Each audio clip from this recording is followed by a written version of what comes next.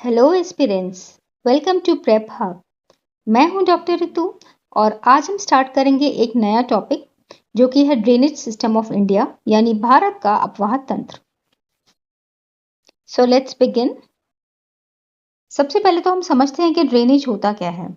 जब पानी किसी एक वेल डिफाइंड चैनल में से गुजरता है, ठीक है, तो उसे कहते हैं ड्रेनेज। और जब यही ड्रेनेज इस तरीके से जब और भी स्ट्रीम्स आके इसको मिलती हैं, ठीक है, ऊपर से या साइड से, तो वो बनाता है एक ड्रेनेज सिस्टम। जो ड्रेनेज सिस्टम है वो बहुत सारे फैक्टर्स का आउटकम है, जैसे कि आपका जियोलॉजिकल टाइम स्केल, उसके बाद रॉक्स का जो नेचर है या जो उसका स्ट्रक्चर है उस पर डिपेंड करता है कि जो नदी बह रही है वो किस फॉर्म में या किस पैटर्न में फ्लो कर रही है, अंडरलाइंग जो लैंड है उसका स्लोप कैसा है और कितना अमाउंट फ्लो कर रहा है और कितने टाइम के लिए फ्लो कर रहा है, इन सब के ऊपर डिपेंड करता है ड्रेनेज सिस्टम। अब रिवर बेसिन या ड्रेनेज बेसिन क्या होता है वो देख लेते हैं। जब कोई नदी बह रही होती है और उसके आसपास आकर और नदियां उससे ज्वाइन करती हैं इस तरीके से, ठीक है, तो ये जितना भी एरिया है उस नदी का प्लस उसकी जो ये सहायक नदियां हैं, जो नदी साइड से आकर इसको ज्वाइन करती हैं, उसे कहते हैं ट्रिब्यूटरीज या सहायक नदियां। तो ये मेन रिवर और उसके आसपास की जितनी भी सहायक नदियां हैं वो जितने एरिया को कवर करती हैं उसे कहा जाता है ड्रेनेज बेसिन या रिवर बेसिन। ठीक है, तो अमेजॉन रिवर जो है वर्ल्ड का लार्जेस्ट रिवर बेसिन बनाती है और इंडिया का जो लार्जेस्ट रिवर बेसिन है वो बनाती है रिवर गंगा। जब दो नदियां अपना ड्रेनेज बेसिन बनाती हैं, जैसे ये नदी है, ठीक है, और ये एक नदी का ड्रेनेज बेसिन है, ये दूसरी नदी का है, ठीक है, तो जो एलिवेटेड एरिया एक उठा हुआ सा एक जो पार्ट होगा लैंड का, जो इन दोनों नदियों के ड्रेनेज बेसिन को सेपरेट करेगा उसे कहते हैं वाटर डिवाइड। ये देखिए, यहाँ पर आप देख सकते हैं, ये एक ड्रेनेज बेसिन ये रहा और दूसरा ड्रेनेज बेसिन ये रहा और बीच का जो हिस्सा है वो थोड़ा उठा हुआ है, जिसकी वजह से दोनों नदियों का पानी आपस में मिल नहीं पाता। ठीक है, तो ये हो गया आपका ड्रेनेज डिवाइड या रिवर डिवाइड या वाटर डिवाइड। अब आ जाते हैं नदियों के क्लासिफिकेशन पर। तो on the basis of mode of origin कि नदी कहाँ से नदी का उद्गम हो रहा है, क्या वो हिमालय से निकल रही हैं या वो प्रायद्वीप या पठार से उसका उद्गम हो रहा है, उस बेसिस पर नदियों को दो पार्ट्स में डिवाइड किया गया है। एक है हिमालयन रिवर सिस्टम और दूसरा है पेनिनसुलर रिवर सिस्टम। तो जो हिमालय से निकलती हैं वो होती हैं हिमालयन रिवर्स और जो प्रायद्वीपीय पठार यानी पेनिनसुला से निकलती हैं वो होती हैं पेनिनसुलर रिवर्स। आइए कुछ इनके डिफरेंसेस देख लेते हैं। जो हिमालयन रिवर है उन्हें पेरिनियल रिवर भी कहा जाता है क्योंकि वो 12 महीनों पानी से भरी रहती हैं। इसका कारण ये है कि क्योंकि उनका जो ओरिजिन है वो ग्लेशियर से होता है, तो ग्लेशियर्स मेल्ट होके हमेशा उसमें पानी बहाते रहते हैं। दूसरी है पेनिनसुलर रिवर जो कि नॉन पेरिनियल है। ये खाली सीजनल रिवर्स है, खाली मानसून की टाइम पर ही यहाँ पर आपको ज़्यादा पानी देखने को मिलेगा, अदरवाइज ये नदी सूख भी जाती है। हिमालयन नदी का जो ओरिजिन है वो है ग्लेशियर्स, जैसे मैंने अभी आपको बताया। पेनिनसुलर नदी का जो ओरिजिन है वो होते हैं लेक से। हिमालयन नदी का जो कोर्स होता है वो बहुत लॉन्ग होता है, मतलब वो बहुत ही लंबा बहती हैं, ठीक है, और काफ़ी ज़्यादा इरोजन करती हैं। इरोजन इसलिए करती हैं क्योंकि साथ में अपने ये पहाड़ों से मिट्टी कंकड़ पत्थर जितने भी सेडिमेंट्स होते हैं वो लेकर आती हैं, तो वो अंदर की जो ज़मीन होती है उसको काटती हुई जाती है और साइड से भी काफ़ी इरोजन करती हैं। जबकि जो आपकी पेनिनसुलर रिवर्स हैं वो शैलोअर होती हैं, कम डीप है और इनका कोर्स भी छोटा होता है, शॉर्ट होता है। हिमालयन नदियाँ जो है मेनली डेंड्राइटिक पैटर्न्स बनाती हैं, जबकि अगर पेनिनसुलर नदी की बात करें तो यहाँ पर मोस्टली डेंड्राइटिक भी होगा, ट्रेलिस भी होगा और रेक्टेंगुलर पैटर्न भी आपको देखने मिलेगा। हिमालयन नदियाँ जो है वो कंपैरेटिवली यंगर है, क्योंकि मैंने आपको बताया था जो हिमालयाज है वो यंग फोल्ड माउंटेन्स हैं, तो ये ज़्यादा युवा है। और पेनिनसुलर नदियाँ हैं ये काफ़ी पुरानी नदियाँ हैं क्योंकि हमारा जो प्रायद्वीपीय पठार है वो भी बहुत मिलियन ईयर्स पुराना है। अब देख लेते हैं classification of river on the basis of orientation, यानी कि नदी का जो फ्लो है वो किस डायरेक्शन में है। ठीक है, उस बेसिस पे रिवर्स को दो पार्ट्स में डिवाइड किया गया है। पहला है आपका ईस्ट फ्लोइंग रिवर्स, ठीक है, जो पूर्व की तरफ बहती हैं नदियाँ उन्हें कहा जाता है ईस्ट फ्लोइंग रिवर्स, और जो वेस्ट फ्लोइंग रिवर्स हैं वो हैं पश्चिम की तरफ बहने वाली नदियाँ। ठीक है, तो जो रिवर्स ईस्ट की तरफ बहती हैं वो बे ऑफ बंगाल में जाकर यानी बंगाल की खाड़ी में जाके मर्ज हो जाती हैं। जो रिवर पश्चिम की तरफ बहती हैं वो अरेबियन सी यानी अरब सागर में जाकर मिल जाती हैं। ईस्ट फ्लोइंग रिवर्स के कुछ एग्जाम्पल है, जैसे महानदी, गोदावरी, कृष्णा, कावेरी। ठीक है, तो ये सब पेनिनसुलर रिवर्स के एग्जाम्पल हैं।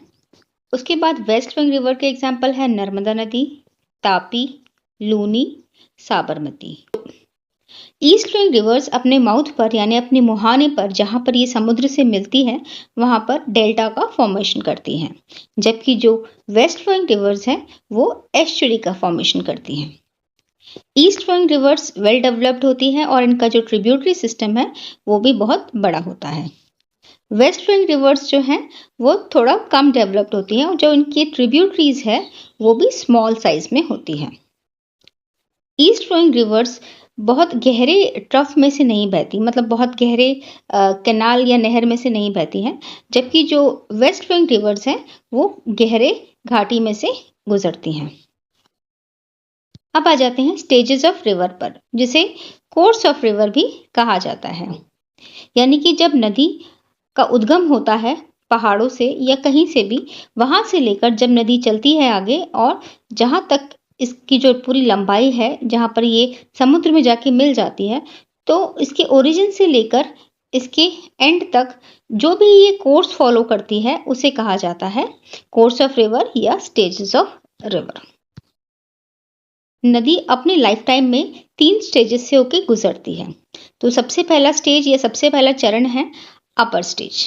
ठीक है, तो जो अपर स्टेज है उसको यूथफुल स्टेज भी कहा जाता है।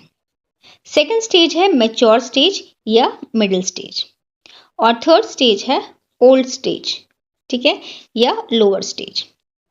सबसे पहले अपर स्टेज के बारे में जान लेते हैं।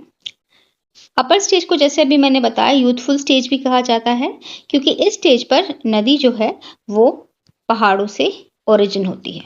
ठीक है, इस तरीके से ये पहाड़ों पे से होके गुजरती है। यहाँ पर इसकी वेलोसिटी और स्पीड बहुत हाई होती है, क्योंकि ये बहुत ऊंचाई से यानी कि बहुत हाइट से नीचे गिर रही होती है, इसीलिए इसकी स्पीड बहुत ज़्यादा होती है। और क्योंकि ये अपने साथ साथ बहुत सारे सेडिमेंट्स लेकर आती है ऊपर से, जैसे मिट्टी, कंकड़, पत्थर और बड़ी बड़ी चट्टानें, तो ये अंदर का जो आपकी सतह है उसको काटती हुई आती है। मतलब जैसे कि ये इस पर फ्लो कर रही है तो ये नीचे की जो सतह है इस तरीके से इसे काटती हुई आएगी, यानी कि ये वर्टिकल इरोजन कॉज करेगी। ठीक है, तो जिसकी वजह से यहाँ पर वैलीज बनती जाती हैं। ठीक है, तो जो घाटी बनती है वो इन सेडिमेंट्स के फ्रिक्शन की वजह से बनती है। इसी स्टेज में जब नदी का उद्गम होता है किसी पहाड़ से, तब वहां पर जो ये मेन नदी आ रही है इसी में साइड से बहुत छोटी छोटी स्ट्रीम्स आती हैं, जिसे मैंने आपको बताया ट्रिब्यूटरीज कहते हैं। तो ये साइड से छोटी छोटी ट्रिब्यूटरीज आकर जो मुख्य नदी है उसमें मिल जाती है, और इस तरीके से ये बनाती है एक ड्रेनेज सिस्टम। जहां पर एक नदी दूसरी नदी से आकर मिलती है, ठीक है, तो उस पॉइंट को कहा जाता है कन्फ्लुएंस, या फिर उसे कहते हैं हम संगम। ठीक, उसे संगम कहते हैं जहां दो नदियों का मिलन होता है। अच्छा, next is our middle stage. Middle stage में आकर नदी जो है जब पहाड़ों से उतरकर मैदानी इलाकों में यानी प्लेन्स में आती है, तब इसकी स्पीड स्लो हो जाती है, और क्योंकि ये अपने साथ बहुत सारे सेडिमेंट्स लेकर आती है, ये सेडिमेंट्स जो है फैलने लग जाते हैं। ठीक है, तो फ्रिक्शन कॉज करते हैं लेटरली, साइड में फ्रिक्शन कॉज करेंगे और ये नदी की जो चौड़ाई है उसे इंक्रीज कर देंगे, बढ़ा देंगे, तो नदी जो है और ज़्यादा फैल जाती है। मिडिल स्टेज में नदी बहुत सारे फिजिकल फीचर्स बनाती है, उनमें से इम्पॉर्टेंट है मेंडर्स। ठीक है, जब नदी प्लेन्स में आती है तो क्योंकि इसमें बहुत सारे सेडिमेंट्स होते हैं, तो जिसकी वजह से ये बहुत हैवी हो जाती है, और जब अगर आप कोई हैवी सामान लेके जाओगे तो थोड़े से लड़खड़ाओगे ना, तो उसी तरीके से जो नदी है वो लड़खड़ाने लगती है और ऐसे वेवी शेप ले लेती है। ठीक है, तो इन्हें कहा जाता है मेंडर्स। ये रहे आपके मेंडर्स। ठीक है, और ये इतने ज्यादा कर्व हो जाते हैं कई बार इस तरीके से कि ये बिल्कुल एक दूसरे को स्ट्रेट पाथ में ज्वाइन कर लेता है वाटर। ठीक है, इसलिए होता है कि जो वाटर की टेंडेंसी होती है कि वो एक स्ट्रेट, इजी और एफिशिएंट पाथ अपनाए, तो जिसकी वजह से ये जो साइड वाले लूप्स होते हैं ये कट ऑफ हो जाते हैं, मतलब ये कट जाते हैं साइड से, और ये इस तरीके से सेपरेट होके लेक्स बनाते हैं, और इन लेक्स को कहा जाता है ऑक्सबॉ लेक। ये बहुत ही इंपॉर्टेंट फीचर है, और ये जो लेक्स हैं ये बायोडाइवर्सिटी रिच होती है, मतलब यहाँ पर बहुत सारी varieties of flora and fauna आपको देखने को मिलेंगी। फिर आ जाते हैं ओल्ड स्टेज पर। ओल्ड स्टेज में क्या होता है कि जो नदी है उसकी स्पीड बहुत ही स्लो हो जाती है। जब ये समुद्र के पास आती है तो ये इस तरीके से डेल्टा का फॉर्मेशन करती है। अब डेल्टा क्या होता है, जब नदी समुद्र के पास आती है तो ये डिफरेंट डिफरेंट स्ट्रीम्स में इस तरीके से डिवाइड हो जाती है। ठीक है, तो पानी इसमें से होकर ऐसे बहता है, और ये जो बीच का पार्ट है, ट्रायंगुलर पार्ट, ये वाला, ठीक है, ये जो लैंड लैंड एरिया है तो इसे कहा जाता है डेल्टा। ठीक है, और ये भी बहुत ज्यादा बायोडाइवर्सिटी रिच एरिया होता है। ठीक है, और कई बार यहाँ पर वेटलैंड्स भी बन जाते हैं। तो ओल्ड स्टेज आप ब्रह्मपुत्र रिवर और गंगा रिवर में देख सकते हैं। अब आ जाते हैं ड्रेनेज पैटर्न पर। तो ड्रेनेज पैटर्न क्या होता है, जब नदी बह रही होती है तो इसकी जितनी भी ट्रिब्यूटरीज इसे आसपास से आके ज्वाइन करती हैं, और उस वजह से ये जो भी शेप ले लेती है उसे कहा जाता है ड्रेनेज पैटर्न। तो पहले देख लेते हैं डेंड्रेटिक ड्रेनेज। ये मैं आपको पहले भी बता चुकी हूँ, जब ये जैसे ये मुख्य नदी यहाँ से जा रही है और लिटरली आकर इसको बहुत सारी ट्रिब्यूटरीज या सहायक नदियां ज्वाइन करती हैं। ठीक है, और ऐसे एक ब्रांचिंग पैटर्न बना लेती हैं। ठीक है, विथ लॉट्स ऑफ ट्विग, ये जो है ये बहुत सारी टहनियों की तरह आपको नजर आ रहा होगा, तो इसे कहा जाता है डेंड्रेटिक ड्रेनेज। इसका एग्जाम्पल है गंगा और यमुना नदियां। फिर आ जाता है रेडियल ड्रेनेज। अब रेडियल ड्रेनेज में क्या होता है कि एक इस तरीके से एक छोटी सी पहाड़ी है, और इसमें से आपको 3-4 नदियां निकलती हुई नजर आएंगी। ठीक है, जैसे कि सूरज की किरणें होती है ना, ऐसे रेडिएट करती हैं, उसी तरीके से यहाँ पर एक सेंटर पॉइंट जो है उसमें से आपको बहुत सारी नदियां निकलती हुई दिखाई देंगी। तो इसका एग्जाम्पल है अमरकंटक हिल, जहां से नर्मदा और सोन नदी निकलती हैं। अब आ जाते हैं सेंट्रिपिटल ड्रेनेज पर। इसमें क्या होता है कि एक लो लाइन एरिया होगा छोटा सा, ठीक है, और ऐसे ढलान होगी, और इसमें चारों तरफ से आके बहुत सारी नदियां अपना पानी आकर लाकर छोड़ देती हैं। ठीक है, और इसकी बहुत सारे ट्रिब्यूटरीज भी होंगी, जैसे आप इस फिगर में देख सकते हैं। ठीक है, तो इसका एग्जाम्पल है मणिपुर की लोकटक झील। फिर आ जाते हैं ट्रेलिस पैटर्न पर। तो इसमें क्या होता है कि एक मेन स्ट्रीम होती है, वो राइट एंगल पर ही टर्न लेती है, और जो इसकी ट्रिब्यूटरीज आकर मिलती हैं वो भी इसको राइट एंगल पर आके इस तरीके से ज्वाइन करती हैं। ठीक है, तो ये बनाती है ट्रेलिस पैटर्न। ठीक है, next is parallel drainage. Parallel drainage में क्या होता है कि जब ये मेन रिवर इस तरीके से जा रही होती है तो साइड से पैरेलली आकर इसे बहुत सारी नदियां ज्वाइन करती हैं, कुछ दूर तक ये पैरेलली फ्लो कर आती हैं और फिर इसको ज्वाइन करती हैं इस तरीके से। ठीक, इसका एग्जाम्पल है वेस्टर्न घाट्स की नदियां। अब देखते हैं डिरेंज्ड ड्रेनेज। जैसे कि इसके नाम से ही पता चल रहा है कि इसमें कोई पर्टिकुलर पैटर्न नहीं होता। ठीक है, कहीं से भी कोई भी नदी आकर उसकी शाखा आकर उसको ज्वाइन करती है। ठीक है, और ये डिरेंज हो जाता है। ठीक है, ऐसे एक इरेगुलर पैटर्न बन जाता है। उसके बाद आता है बार्ब ड्रेनेज। बार्ब ड्रेनेज में क्या होता है कि जैसी नदी है, इसका फ्लो इस तरफ है।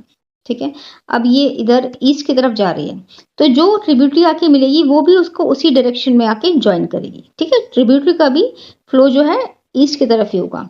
बट ये तो जनरल पैटर्न है, लेकिन बार्ब ड्रेनेज में क्या होता है, जैसे नदी जा रही है वेस्ट की तरफ फ्लो कर रही है, और जो इसकी ट्रिब्यूटरी आएगी वो उल्टी डायरेक्शन में आएगी और उसको ज्वाइन करेगी। ठीक है, अपोजिट डायरेक्शन में आकर कोई सहायक नदी या ट्रिब्यूटरी आकर मुख्य नदी से मिलती है तो उसे कहा जाता है बार्ब ड्रेनेज। तो ये आपके एग्जामिनेशन पॉइंट ऑफ व्यू से बहुत इंपॉर्टेंट है और पूछ लिया जाता है। इसका एग्जाम्पल है कोसी नदी की जो सहायक नदी है अरुण रिवर, ठीक है, जो नेपाल में बहती है, वो इसका एग्जाम्पल है। अब आ जाते हैं एनुलर ड्रेनेज पर। इसमें क्या होता है, जो नदी है वो इस तरीके से कंसेंट्रिक पैटर्न बनाती है, ठीक है, गोल गोल इस तरीके से ये इस पैटर्न में फ्लो करती है, आप देख सकते हैं, ठीक है। तो ये आपको देखने मिलेगी नीलगिरी तमिलनाडु में। तो आज हमने देखा ड्रेनेज सिस्टम, ड्रेनेज कोर्स और पैटर्न ऑफ ड्रेनेज। हमारे आने वाली वीडियोस में हम एक एक रिवर सिस्टम को डिटेल में स्टडी करेंगे और हमारा नेक्स्ट टॉपिक होगा इंडस रिवर सिस्टम यानी सिंधु नदी तंत्र के ऊपर। तो उसके लिए आप मुझसे जुड़े रहिए और keep watching my videos and keep studying. Thank you so much.